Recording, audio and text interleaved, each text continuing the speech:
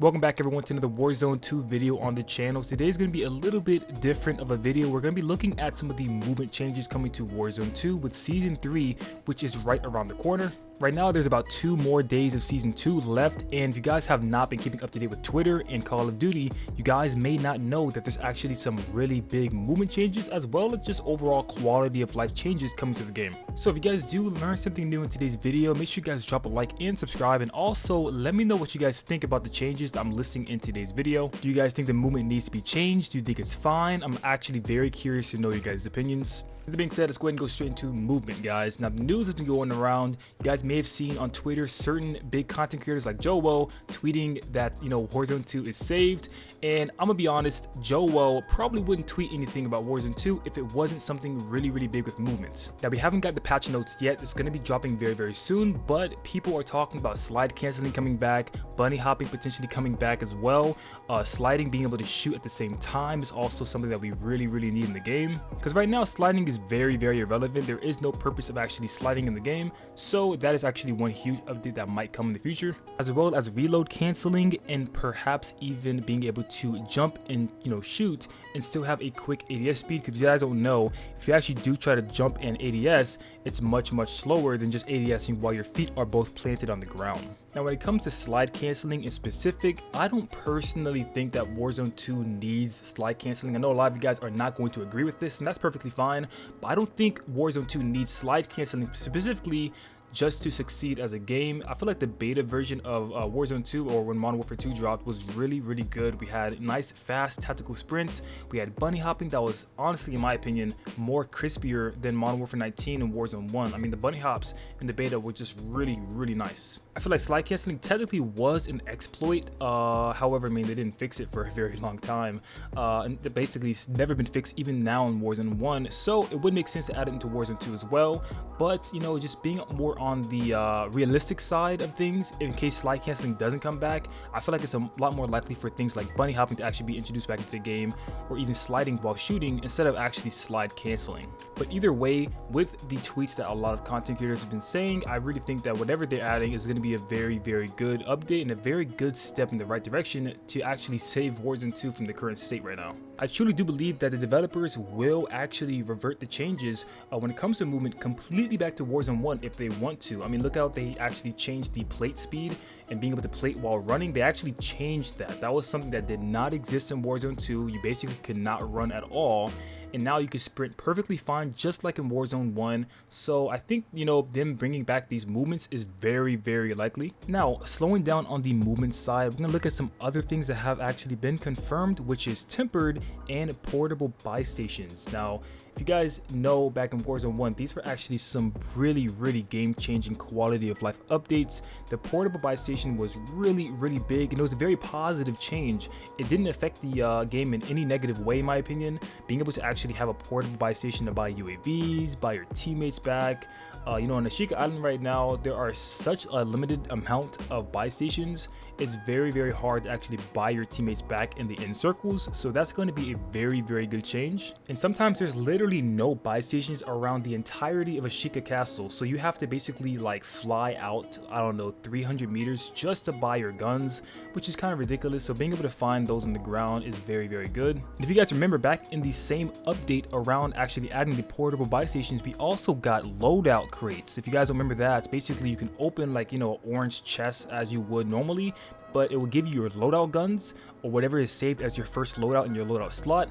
That was a huge update as well that allowed players to make comebacks and regains. Even if it's like really late circle, they have a small chance to get their loadout and perhaps turn the game around if they had a really rough start. Now, that has not actually been mentioned yet. I'm not going to try to spread any misinformation. That's just an idea, because I actually do remember how much that did change Warzone 1.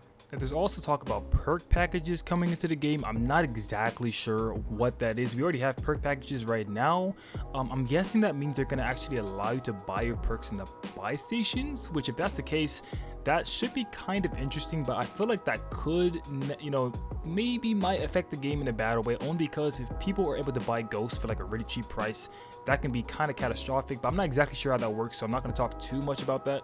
But we also have Resurgence coming to Al Mazrah. It's basically going to be a really big game of the entire Al Mazrah map.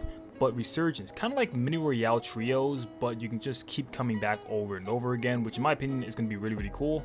But another thing I want to talk about is the UAV towers. Those have been confirmed to come back. If you guys don't remember, back in Rebirth, I think on Control Center and I believe Prison, those were two like guaranteed areas that always had a UAV tower, and you can pop it for a little bit of cash and get a active UAV around your area. So we can expect those to be coming back very soon. Basically on the update, these actually have been confirmed to actually come, so those should be here either on the launch of season 3 or in the mid-season update. We also have plunder coming to Warzone 2 as well. This is actually huge because I don't think, you know, the developers realize how many people don't actually own Modern Warfare, and people don't really have the best ways of leveling up their guns outside of plunder. But they took the game out in the launch of Warzone 2, which in my opinion was a very bad idea. Plunder was probably the #1 way for all players that don't own the actual multiplayer to get their guns leveled up. So now that they're adding that back, that could potentially bring back a lot of players that are actually trying to get their guns leveled up in, you know, non-multiplayer ways. So there we go.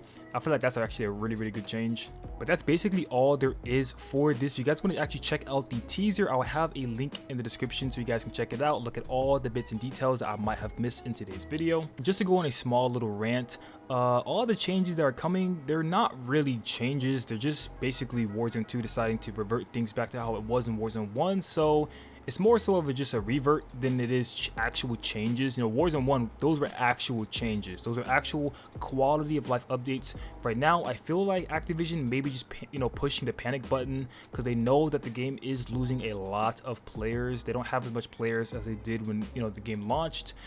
So I guess they decided, you know, it's better off going back to how it was before. And honestly, that's the, you know, that's the truth. I feel like, you know, most players want, you know, the experience that Warzone 1 gave. I feel like that's why Warzone 1 was such a successful game. You don't see Overwatch changing their game entirely. You don't see Fortnite changing their game entirely. Not even Apex. They might add, you know, small mechanics, but nothing absolutely game changing like this. Warzone 2 was a complete curveball for the entire community, and I feel like that's one of the biggest reasons why it was, you know, finding trouble actually succeeding. Out of the top 5 battle royales right now, there is no other battle royale that has changed their mechanics to their game as much as Warzone 2 did. So I feel like for that reason alone, that's why it was having some turbulence, but hopefully this is going to be a turning point for the future. Let me know what you guys are thinking about this, and with that being said, I hope you guys enjoyed today's video. I'll see you guys in the next one. Peace, love, and understanding always. Fire sale is active. Buy station prices are adjusted.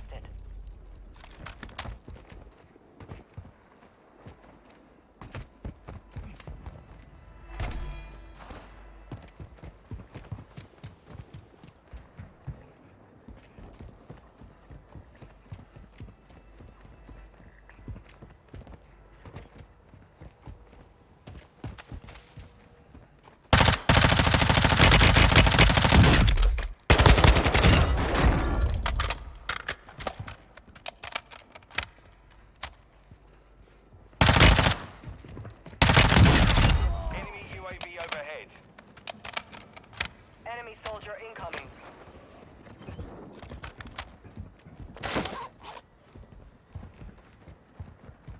Resurgence is about to end. Make it count.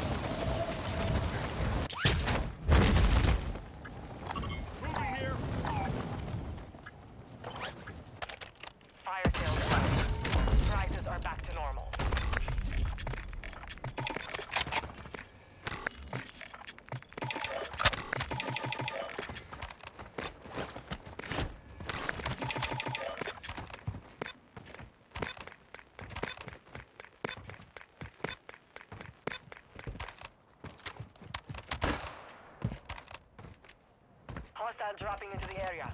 Watch the skies.